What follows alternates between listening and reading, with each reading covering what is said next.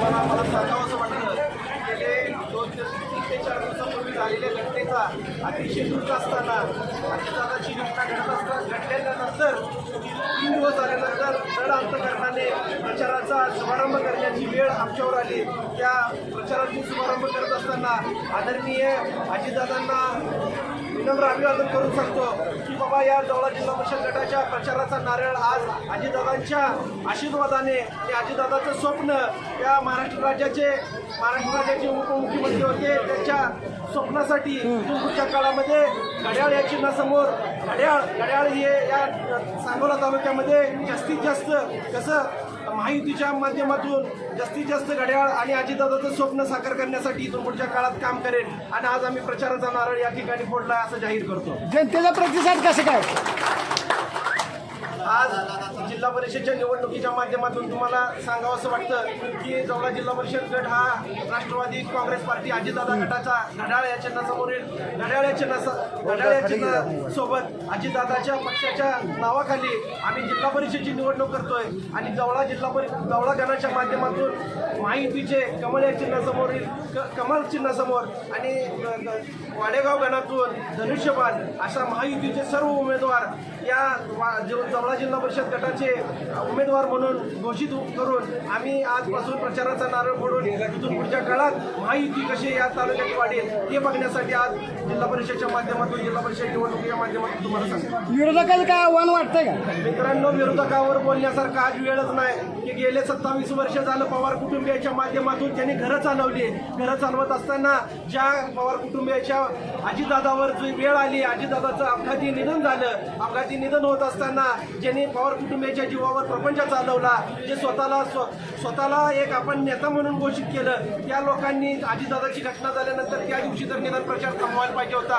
ह्याच्या एवढी दुःखद गोष्ट आणि याच्यावर लाजिरवाणी गोष्ट कुठली नसून इथून पुढच्या काळामध्ये राष्ट्रवादीच्या विरोधात लढताना त्यांनी विचार करावा एवढंच माझं तुमच्या माध्यमातून सांगणं आहे. खऱ्या अर्थानं एक मिनिट घड्याळाला मतदान करून खऱ्या अर्थानं श्रद्धांजली वाहण्याचं काय आवाहन करणार आहे का मतदाराला? आज प्रचाराचा नारळाचा शुभारंभ करत असताना मी तुम्हाला आजच सर्व काही गोष्टी न बोलता इथून पुढच्या काळात ज्या प्रत्येक गावात सभा असतील त्या सभेच्या माध्यमातून निश्चित पद्धतीने मतदारांना मी जाहीर आवाहन करणार आहे आणि नम्र विनंती करणार आहे की तुमचं मत हे अजितदादांना एक श्रद्धांजली वाहून घड्याळ या चिन्हासमोरील आणि महायुतीतील कमळ आणि महायुतीतील धनुष्यबाण या सर्वांना विजय करावं हीच अजितदादांना श्रद्धांजली ही जाहीर सभेमध्ये इथून पुढच्या काळात आम्ही सांगू.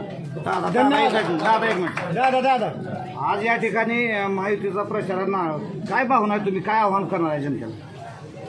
या ठिकाणी जवळा जिल्हा परिषद गटाचे महायुतीचे अधिकृत उमेदवार अब्दुल मालक पवार यांच्या बरोबर असलेले जवळा गणाचे उमेदवार भारतीय जनता पार्टीचे भारती लालासाहेब देशमुख यांचं चिन्ह कमळ आहे, अब्दुल मालकाचं चिन्ह घड्याळ आहे आणि वाडेगाव पंचायती समिती गणातून सौ राणी गजानन मुबाळे यांचं धनुष्यबाण हे चिन्ह आहे आणि या महाराष्ट्रातली खरीखोरी युती या सांगोला तालुक्यातील जवळे गटामध्ये झालेली आहे आणि एक महाराष्ट्राला उदाहरण आहे की जे राज्यामध्ये एकत्रित हात घालून राज्याचं सरकारचा गाडा चालवणारे तिन्ही महायुतीचे पक्ष आज या ठिकाणी एकत्रित लढतायत आणि निश्चितपणानं विजयश्री खेचून आणल्याशिवाय राहणार नाहीत एवढंच या निमित्तानं सांगतो.